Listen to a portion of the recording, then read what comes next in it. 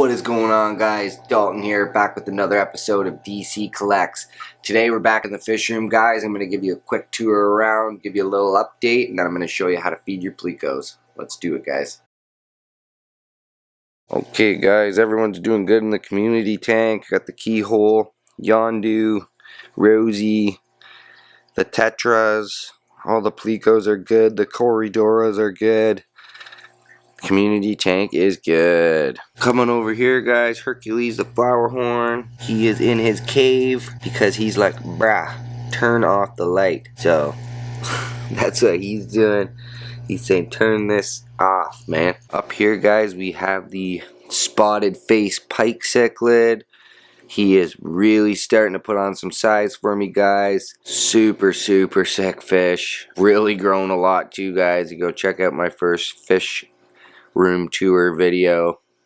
He has put on some amazing size, and he's gonna get up to about 12 inches fully grown, guys, so he's gonna be super sick.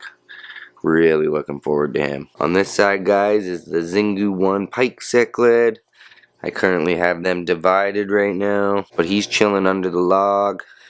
That's his cave that he has dug out in there.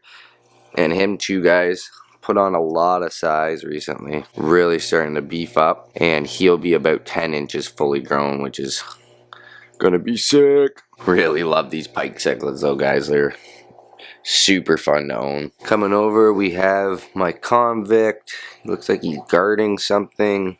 Never know what he's up to. Everyone else is, again, not happy about the light, I would assume. And pike cichlid, she's a girl. Super pretty. Nice white stripe on her top fin there. Oh, scaring Joker. There's Joker. He's like, "Bark, get the camera out of my face." Over here, guys, we have the Texas. It's the 120 American cichlid tank, guys. Flower horn, pike, yellow jacket, and Killmonger the jag. Super sick fish. Look how thick he's getting too, guys. Super dope. God, I love that guy. And you got the black belt under the log there. Look at the colors coming in on him too, guys. Just looking spectacular. Love him. And over to Merlin, guys. As you can see, his nubile hump is really starting to blow up, guys. I'm just praying it doesn't stop. Keep feeding him. Again, he's like, brah, the light and the camera. All my fish are super picky. I'm getting them used to the camera though, guys, so we're working on it. We're working on it. Let's get to feeding these Plecos. Okay, let's get to feeding some Plecos, guys. So what I do is I always make sure that I feed my cichlids enough that some of the food hits the ground, and maybe not a bunch of it stays, but as long as a bunch of it's hitting the ground, the floor of your tank, guys, and blowing around, it's going to get into some nooks and crannies that the fish can't get into and the Plecos can. So that's a good way to make sure there's enough food in your tank for your Plecos. But on top of that, I also have Top Fin Pro Series sinking algae crumbles, sinking carnivore pellets, guys. My Plecos love this stuff. It's gobbled up every time I put it in. Cobalt Aquatics algae, basically algae wafers, guys. These are super high quality, and they love those as well. And then this is kind of like a high protein bug bite for them, guys. It's fiber rich, and I just think bugs would be naturally good for fish. It just makes sense, guys. They eat them in the wild all the time, so that makes sense to me. And what I usually do is take the lid off of my algae crumbles. I'll put some crumble in here. Then I'll grab some bug bites. Put a few of those on here.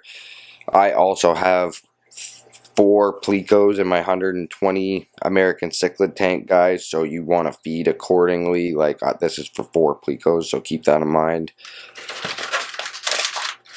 And then I'll probably just put a few of these carnivore pellets on there, guys. So that's something that I would typically feed them. every other night, I would feed them a platter like this in the tanks that I have my Plecos, and again, portion accordingly. But instead of the algae crumbles, guys, sometimes I'll just use one of the algae wafers and then also do the bug bite pellets and the carnivore pellets as well. But to make sure that this gets eaten by your Plecos, guys, honestly, I wait till it's dark out and right before I'm going to bed, so that's usually around 11, 12, sometimes 1 o'clock in the morning. But what I do is I turn off all the lights, make sure it's pitch black for about 10 minutes. That way your cichlids go to sleep and they're not going to eat the Pleco food, because we all know that that's what's going to happen if they're awake. And then I turn off all the lights.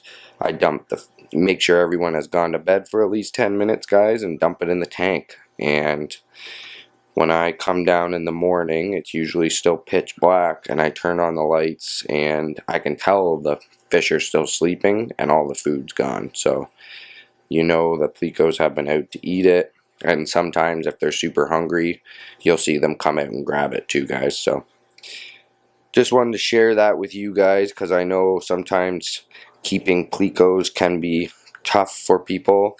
It is a common misconception in the hobby that Plecos just clean up your tanks and just eat, I guess, the garbage in the tank, which is completely false. They have their own separate diet that they need. And the more research that's done about Plecos, no matter what type it is, whether it's a carnivore, hypancistrus, or an algae eater, it turns out that they both need a pretty consistent diet of high protein and high, I guess, like veggie type of foods like spirulina and algae. Turns out that it's really good for them to have a pretty balanced diet of both. So I hope that helps, guys. You can think of anything else down in the comments, let me know. If you got anything out of this content though, guys, make sure to hit that like button, hit that subscribe button, turn on post notifications. That way you'll know when I go live with more content, guys. Anyways, thanks so much for watching today's video, and we'll catch you in the next one, guys.